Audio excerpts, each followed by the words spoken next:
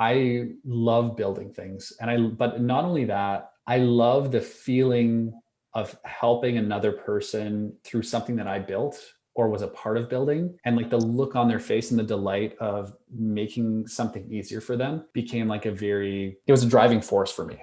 That's why, and I built a lot of different apps and throughout my time in building 7 Shifts, or iterations of 7 Shifts. I ended up going to school out east in Canada, and then I moved to France for a little while, and consulted there. And I moved back to Canada, and then I moved to the Bay Area. So I lived in like San Mateo for 5 months and went through an accelerator program there with a few co-founders, and we raised some money, brought it back to Canada. One of the co-founders is your wife?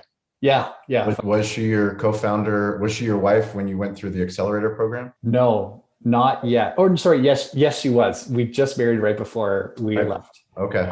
But we're actually like high school sweethearts. Like we knew each other. Okay, perfect. So it's not like I just heard that the Canva co-founders are both husband and wife, but they met in the company. Yeah.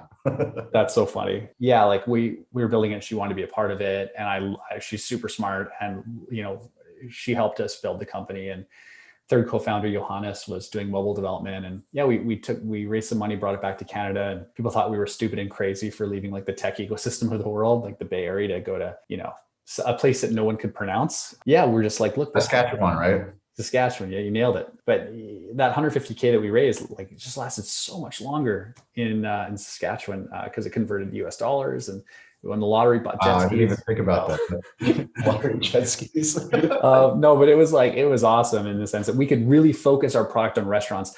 I always hated being kind of like the jack of all, master of none, because I worked at a lot of companies that were just kind of like, let's build whatever sales says. And it was just like, guys, like, what's our vision? Why do we get up in the morning? Why do we build something? Why do we believe it's great? And if I don't believe that it's great, like I'm not going to try and hire people, to do it with me if I don't think it's great and worth working immense, crazy hours for.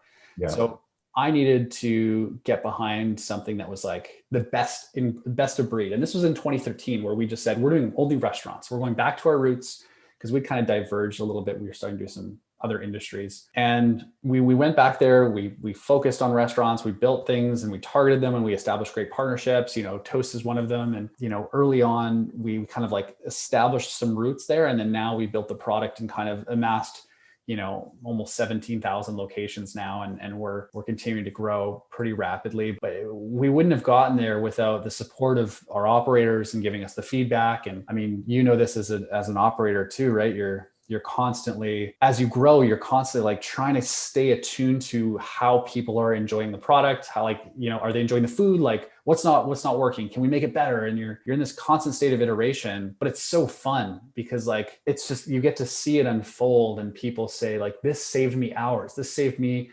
thousands of dollars per month from like these, punch enforcement and compliance that you guys do. Like it's so turnkey, and like, I didn't have to do any of this. And my staff all love you, and all the managers love the product. Like we really focused on thinking about like, this is kind of like a teeter-totter in terms of a product. Like we need to build something incredibly valuable where the operators will say, yeah, I'll pay for this, and and I can see the value.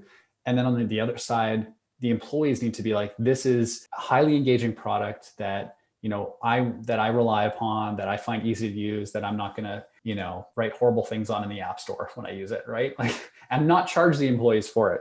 Because I think that, these restaurant industry employs the highest number of teenagers out of any private industry in North America. Like they're not making a ton of money. On top of that, they expect products like Instagram and Facebook, and it needs to feel and behave like a modern product, or they just won't use it. So those are kind of the areas that we constantly balance. It's a good like tug of war, but both sides are really important for the success of our platform.